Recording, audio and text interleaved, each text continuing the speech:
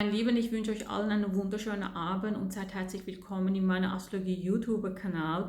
Dieses Monat gibt es ein ganz besonderes Ereignis im Himmelwelt, nämlich Neptun wird zum letzten Mal direktläufig in Fische, Tierkreiszeichen. Das ist etwas ganz Besonderes, nämlich es ist ja natürlich so, dass Neptun ca. 13 bis 14 Jahre Zeit braucht, um ein Tierkreiszeichen zu durchwandern. Und plus ist es auch so, damit er alle Tierkreiszeichen wandert, braucht er ca. 165 Jahre.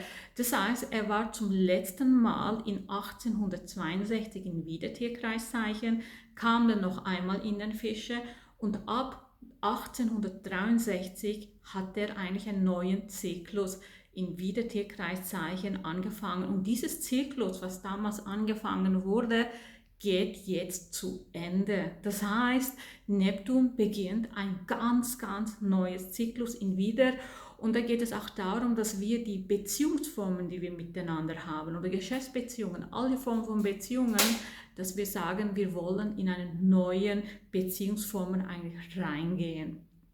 Es ist etwas ganz Besonderes und jetzt wieder zum letzten Mal direktläufigen Fische. Wenn ihr euch erinnert, ich habe euch ganzen Jahr gesagt, dieses Jahr geht es um Opfer- oder Täterthemen. Das heißt eigentlich, die letzten Wochen war für viele sehr anstrengend. Vor allem, wir hatten auch diesen Merkur-Rückläufigkeit in Skorpion und viele von euch haben vielleicht euch wie zurückgezogen in euch, vielleicht Gedanken gemacht, vielleicht seid ihr auch an eure Grenzen gekommen und wo ihr auch wie still geworden seid und euch wie überlegt, du, was passt eigentlich in mein Leben oder für was opfere ich mich? Oder wo sind Lügen in meinem Leben eigentlich? Oder was stimmt irgendwie nicht mehr? Oder mit welchem Glaubenssatz habe ich eigentlich gelebt? Und jetzt wird eigentlich am 10. Dezember direktläufig Neptun Fische Tierkreiszeichen. Und was passiert jetzt hier eigentlich diese Tage? Ganz besonders, wahrscheinlich habt ihr so seit ein paar Tagen angefangen, so Dinge zu durchschauen, plötzlich zu erkennen, weil jetzt wird eine Schleier, geht eigentlich zu. Dieses Undurchsichtbarkeit, also dieses, wo alles neblig war die ganze Zeit, wo unklar war, wo ihr viele Emotionen hattet. Sehr viele von euch haben vielleicht geweint, Schlafstörungen gehabt, Müdigkeit, Erschöpfung oder an euren Grenzen gekommen, wo ihr wie nicht mehr weiter wolltet vielleicht. Und jetzt in diesen Tagen wird so eine Energie auf euch zukommen, wo ihr wie klarer sehen werdet, wo ihr wirklich erkennt, hey, das möchte ich nicht mehr. Irgendetwas ist da, wo nicht mehr in mein Leben passt. Und ich bin wie nicht mehr bereit, diese Formen von Beziehungen aufrechtzuerhalten. Und dann müsst ihr euch auch ein bisschen so die Gedanken machen, was ist seit diesem Jahr September bei euch abgegangen? Denn nach September habt ihr wirklich diese Prüfung angefangen abzuliefern. Bin ich ein Opfer oder komme ich aus der Opferrolle raus eigentlich? Und viele war eine intensive Zeit nach September. Weil manchmal sind auch unsere Gedanken durcheinander gekommen. Vielleicht wir haben uns verirrt. Wir haben aber auch gesehen, dass Menschen uns vielleicht blind anlügen. Und wir haben vielleicht das geduldet, gewartet. Und wir wollten vielleicht auch uns in etwas reinlassen, wo wir vielleicht auch einen Traum hatten, eine Illusion hatten. Und wir haben uns in diese Illusionen reingegangen und jetzt merken wir eigentlich, was von der Illusion ist eigentlich wahr und was ist nicht wahr. Der Neptun sagt jetzt eigentlich, hey, schau mal, du hast deine Beziehungen so gelebt oder du lebst deine Beziehungen so. Viele dieser Dinge sind nicht echt. Was ist dran jetzt wahr und was ist dran nicht wahr? Oder wie gehst du mit deinen eigenen Beziehungen vielleicht um? Es kann aber auch sein, wo ihr vielleicht merkt, ja, welche Form von Beziehungen bin ich noch bereit zu tragen oder will ich denn das überhaupt noch tragen? Das kann auch sein und jetzt müsst ihr Beziehungen nicht nur als Liebesbeziehungen anschauen, sondern das kann natürlich auch eine Geschäftsbeziehungen sein, Freundschaften sein, irgendwelche Deals sein, wo ihr auch überlegt, ja, bin ich jetzt wirklich getäuscht worden in dieser Zeit jetzt seit September oder habe ich mich vielleicht in etwas eingelassen, obwohl ich innerlich genau gewusst habe, das ist nicht meine Energie. Und jetzt merke ich eigentlich Situationen in meinem Leben, wo wir nicht mehr stimmig sind und ich möchte eigentlich nicht mehr in dieser Opferrolle drinnen bleiben. Vielleicht ist da irgendein Rhythmus hier oder irgendeine Situation hier drinnen, wo ich jetzt wie merke eigentlich, wo ich sage, hey, das passt wie nicht mehr in mein System eigentlich. Also ich habe vielleicht einen anderen Blickwinkel oder ich habe mich wie verändert in dieser Zeit. Also das ist jetzt ganz, ganz intensiv und sehr viele von euch habt wahrscheinlich die letzten Tage sehr emotional erlebt. Das kann sein. Einige vielleicht von euch haben geweint oder an eure Grenzen gekommen, weil das waren jetzt natürlich auch die Schattentage oder sogar euch extrem zurückgezogen und so richtig mal denken angefangen. Warum? Weil ihr eigentlich jetzt sagt, jetzt tue ich eigentlich mir Gedanken machen, welche Dinge in meinem Leben sind wirklich real und welche Dinge in meinem Leben will ich gar nicht mehr haben. Also die passt nicht oder diese Struktur in mein Leben passt nicht. Und vor allem, ich bin vielleicht in einer Traumwelt gewesen. Also dieses Wunschdenken von mir, die ich hatte vielleicht, oder dieses Überzeugungs-, innerliches Glaubenssystem, oder wo ich mich in etwas eingelassen habe und ich vielleicht vertraut habe, aber ich jetzt wie merke plötzlich, hey, die Dinge, die man mir vielleicht zugesagt hat oder mir versprochen wurde, die werden ja plötzlich nicht eingehalten. Das sind vielleicht irgendwelche Deals, wo man mit mir gemacht hat und jetzt merke ich eigentlich, dieses Deals, daran haltet man sich nicht. Das kann aber vielleicht auch partnerschaftliche Versprechungen sein, zwischenmenschliche Beziehungen sein. Es kann aber auch sein, dass ihr vielleicht euch selber gegenüber gar nicht treu wart und vielleicht plötzlich einen Weg in eine andere Richtung gemacht habt, weil ihr so überzeugt wart, das ist genau der richtige Weg. Das heißt, dass ihr vielleicht auch mal überlegt, wo war ich mir vielleicht gar nicht treu. Es muss ja nicht nur sein, dass der andere Mensch das mit euch macht. Es ist in der Planetenwelt natürlich so, es gibt da irgendeinen Aufgabenbereich und hier wird das natürlich angeschaut. Also entweder ich mache eine Energie an jemand anderen oder irgendein Erlebnis mit den anderen Menschen auf mich. Es kann auch in diesem Form ausgelebt werden, vielleicht in gesundheitlichen Bereichen natürlich das Ganze, weil Fische hat auch viel mit gesundheitlichen Themen zu tun. Und hier geht es aber auch um wach zu werden eigentlich. Wirklich wach zu werden aus einer Thematik, wo wir sagen eigentlich, hey, das ist eine Illusionswelt. Und dieses Illusionswelt habe ich jetzt wie durchwandert oder ich habe wie das gelebt. Ich merke aber, diese Art von Illusion, die Beziehungen, die ich vielleicht habe, oder in meinem Alltag dieses Illusionswelt eigentlich, das möchte ich wie nicht mehr. Ich möchte jetzt eine andere Form, eine Form, wo in meinen Alltag eigentlich passt.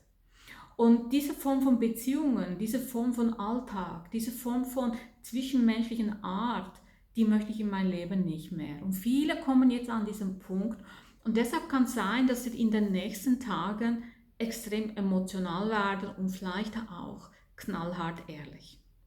Es ist nämlich so, dass in den folgenden Tagen ganz viel bei euch aktiviert wird, weil wir hatten vor kurzem, wie ihr wisst, Zwilling Vollmond und jetzt die 2-3 Tage kommende Tage, die wird sich natürlich aktivieren, diese Thematik. Und das heißt, es kann sein, dass ihr ganz viele Dinge erfahrt, wo ihr nicht gewusst habt, wo ans Tageslicht kommt.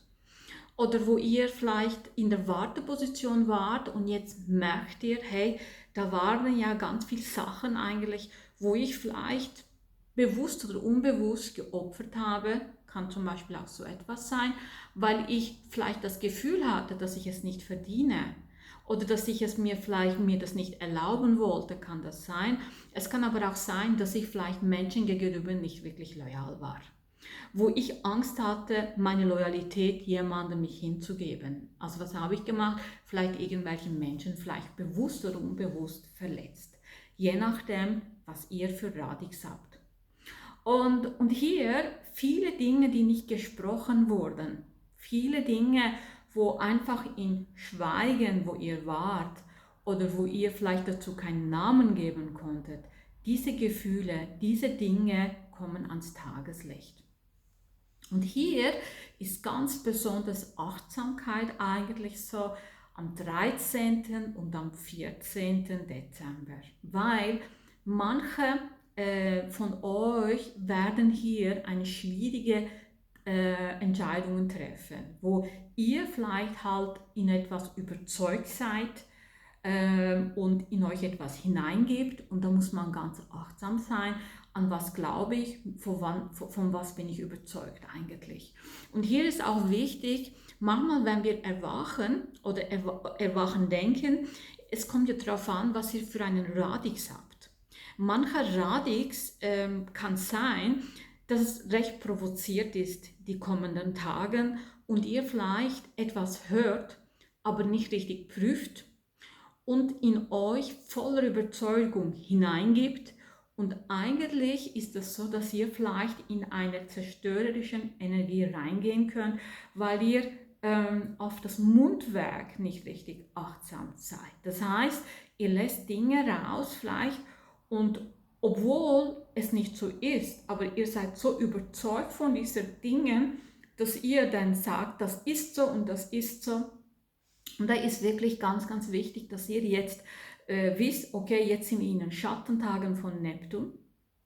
Und da werden ganz viele Emotionen und Gefühle hochkommen. Es wird wirklich rasant. Also es wird wirklich rackzack, dieses Gefühle kommen wie eine Rakete, viele von euch.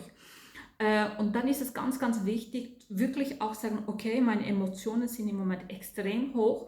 Ich glaube jetzt irgendetwas, aber was ist es genau, was ich glaube? Das ist ganz wichtig, damit ihr jetzt die nächsten 1-2 Wochen positiv durchquert eigentlich.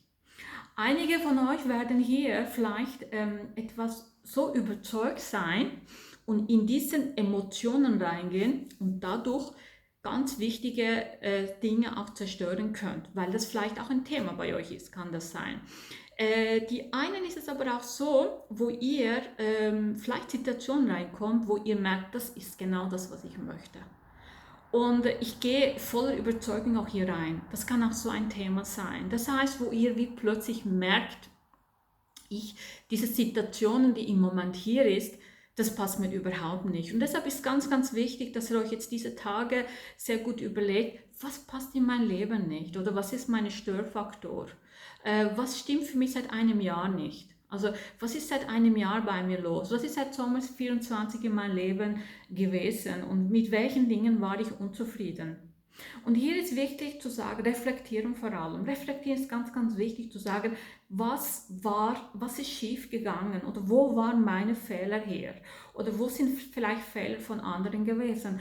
Und entweder könnt ihr zum Beispiel sagen, okay, jetzt bin ich wach, ich sehe so gewisse Dinge, vielleicht geht ein Schleier hoch, ich erfahre sogar gewisse Dinge, wo ich nicht gewusst habe.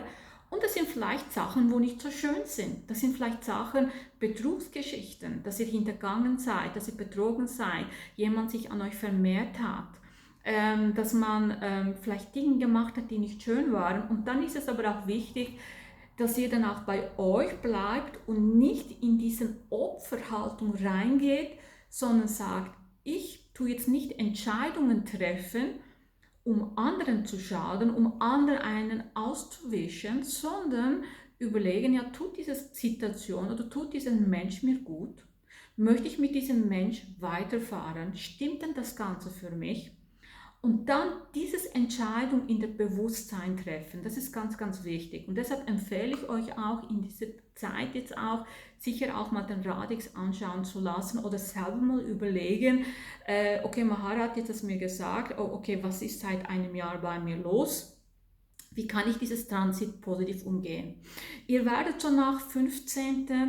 Dezember in eine neue Energie reingehen und ihr werdet euch sagen, ich möchte jetzt eine neue Struktur in mein Leben. Ihr werdet es vielleicht nicht gerade von Anfang an, aber so nach 20. Dezember geht ihr in eine neue Energie rein. Das ist ganz, ganz stark. Aber was hier so die gefährlichsten Zeiten sind, so bis 15. Also vor allem das 12. und 13. und 14. Das sind so ganz, ganz starke Zeiten, wo ihr aber auch nach 12. einen neuen Weg einschlagen möchtet. Für viele wird der 10. und der 11. sehr stressig sein, krisenvoll sein. Also da würde ich zum Beispiel alles, was mit Finanzen, alles wichtige Entscheidungen, würde ich mal dort mal Stopping machen. Also da würde ich zum Beispiel, wenn wichtige Termine sind, nach 12., also vielleicht den 13. nehmen. Aber auch diese Zeiten sind ein bisschen unruhig. Noch viel besser ist es zu warten, so bis am nach 20. eigentlich. So dass ihr nach 20. sagt, okay, ich tue dort eigentlich einen neuen Weg einschlagen. Aber die meisten von uns werden so in der Energie sein, dass wir eigentlich so nach dem 12. Mal gedanklich schon mal sagen, wir wollen neue Wege. Das heißt, zwischen 12. und 15. da wird so eine starke Energie abgehen, wo ihr sagt, okay, ich werde jetzt einen neuen Weg einschlagen. Und wo ihr auch so sein werdet zwischen 15. und 20., wo ihr sagt, diesen Weg, wo ich gegangen bin, ich merke, da sind so viele Dinge nicht klar und das gibt mir wie keine Sicherheit mehr, es passt nicht mehr in mein Leben. Jetzt muss ich wirklich in die richtige Energie reinlaufen. Das ist so eine Energie. Ja, wie wird denn das in der Welt ablaufen? Also in der Welt werdet ihr das auch ganz, ganz stark sehen. Also nicht nur in unserem persönlichen Leben, sondern auch in der Welt werden die Planeten auch sehr emotional abgehen. Also ihr werdet wahrscheinlich so in den nächsten Tagen sehr viel so Naturkatastrophen werdet ihr wahrscheinlich hören. Ich denke nicht, dass das eine ruhige Zeit wird.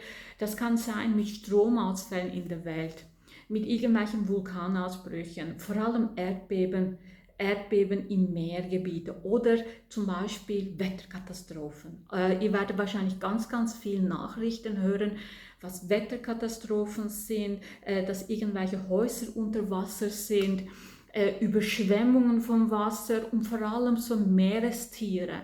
Also ihr werdet ganz stark über Meerestiere Dinge erfahren. Aber nicht nur das, in der Welt werdet ihr zum Beispiel ganz komische Todesfälle hören.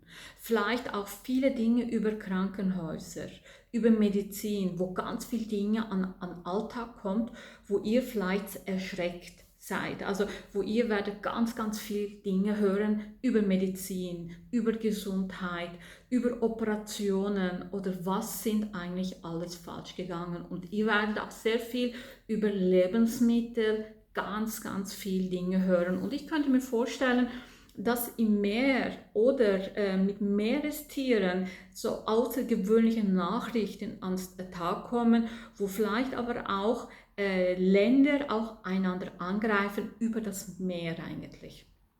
Dass sie irgendwelche Kriegsgebiete sind oder plötzlich Bomben irgendwie oder chemische Waffen eingesetzt werden, kann das zum Beispiel sein. Also das ist wirklich so eine unglaubliche Energie, wo auch nicht so schön ist eigentlich. Also wir werden ganz viel so Länder sehen, wo richtig Unruhe machen. Gleichzeitig ist es aber auch so, dass die Völker eigentlich in vielen Ländern von jungen Menschen, jungen Generationen Aufstand machen werden. Also sie werden so wie plötzlich in die Überzeugung reinkommen, irgendwelche Dinge machen oder irgendwelche Leute auf der Straße anzugreifen, kann das sein. Oder irgendwelche Einsätze machen. Warum eigentlich? Damit sie vielleicht ihre eigenen Radix aktivieren müssen. Also das heißt, damit sie irgendwas Falsches machen, weil sie in der Energie sind, vielleicht schon längere Zeit. Und deshalb ist es auch sehr viel Achtsamkeit angesagt. Wenn ihr euch so erinnert, ich habe euch ja gesagt, Jupiter ist in Krebs. In diesem Jahr müssen wir vor allem mit Kindern und Frauen achtsam sein. Also die brauchen ganz besonderen Schutz immer. Und dieses Jahr hört ihr ganz viele Dinge eigentlich über Frauenmord in vielen Ländern. Also ich höre zum Beispiel in vielen Ländern, wie Frauen umgebracht werden oder wie Kinder plötzlich verschwinden. Und diese Dinge werden dann auch vielleicht mehr akut werden. Das heißt, so ganz spezielle, komische Todesfälle, Todessituationen, diese Dinge können also passieren. Es ist eine bewegende Zeit und was ist hier wichtig eigentlich im Gesamten, dass wir lernen, bei uns zu bleiben vor allem. Und wenn wir etwas machen, dass wir auch überlegen, ja, machen wir das, weil wir selber von dem überzeugt sind oder weil jemand das in unseren Ohr reinflüstern möchte. Dass jemand uns vielleicht Angst machen möchte, hey, das sind ganz, ganz schlechte Menschen und wegen das, du kommst in Existenzangst, du wirst deinen Job verlieren. Oder verliere ich vielleicht meinen Job, weil ich vielleicht meine Arbeit nicht richtig mache. Das hat vielleicht gar nicht mit irgendwelchen Leuten zu tun, die in die Firma neu reingekommen sind oder mit irgendwelchen Ausländerthemen zu tun hat, sondern vielleicht verliere ich meinen Job, weil dieser Platz nicht mehr der richtige für mich ist und weil ich schon lange nicht mehr dort mehr sein wollte, sondern ich wollte vielleicht etwas anderes machen.